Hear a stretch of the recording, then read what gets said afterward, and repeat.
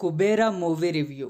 Movie story line వచ్చేసి ఒక అస్సలు మనీ లేని వాడు ఎలా బతుకుతాడు అండ్ ఒక మిడిల్ క్లాస్ వాడు అండ్ రిచ్ మ్యాన్ వాళ్ళ లైఫ్స్ ఎలా ఉంటాయి, వాళ్ళ థాట్స్ ఎలా ఉంటాయి, వాళ్ళకు వచ్చే ప్రాబ్లమ్స్ ఎలా ఉంటాయి అనేది ఒక థీము.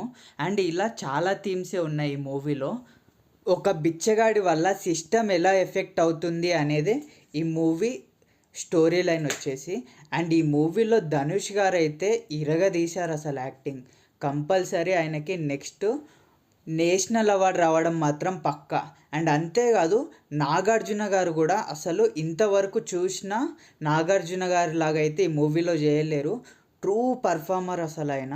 అండ్ ఆయన ఇప్పుడు ఆయనకున్న రేంజ్కి అసలు ఈ మూవీలో ఈ క్యారెక్టర్ ఒప్పుకోవడం కూడా చాలా గ్రేట్ అసలు. అండ్ రష్మిక మందన్న గారు కూడా ఏదో ఉన్నారు అంటే ఉన్నట్టు కాకుండా ఆమె క్యారెక్టర్ కూడా చాలా ఇంపార్టెంట్ రోలు ఈ మూవీలో. ఈ మూవీలో విలన్ క్యారెక్టర్ చేసిన ఆయన కూడా చాలా బాగా చేశాడు. అండ్ డైరెక్టర్ శేఖర్ కమ్లా గారు అయితే ఆయన 100% ఇచ్చేశారు. కాకపోతే ఒక నెగిటివిటీ ఏంటి అంటే ఈ మూవీ చాలా లెంగ్త్ ఉండడంతో కొంచెం ల్యాగ్ అయిన ఫీలింగ్ అయితే వస్తుంది.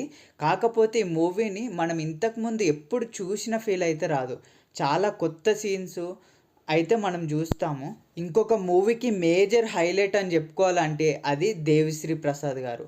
ఆయన మ్యూజిక్తో చాలా సీన్స్ని చాలా బాగా ఎలివేట్ చేశారు. అండ్ సాంగ్స్ కూడా చాలా బాగున్నాయి. బ్యాక్గ్రౌండ్లో కొన్ని సాంగ్స్ వచ్చి వెళ్తుంటాయి, అవి కూడా చాలా చాలా బాగున్నాయి. మూవీ కూడా చాలా చూడ్డానికి చాలా టెక్నికల్గా చాలా రిచ్గా ఉంది. అండ్ విజువల్స్ కూడా చాలా బాగా తీశారు.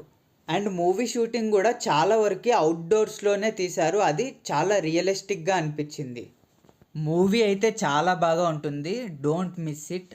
అండ్ నాకైతే చాలా బాగా నచ్చింది. మీలో ఎవరైనా ఈ మూవీ చూసిన వాళ్ళు ఉంటే మీకు ఎలా అనిపించిందో కమెంట్ చేయండి. And thank you for watching this video.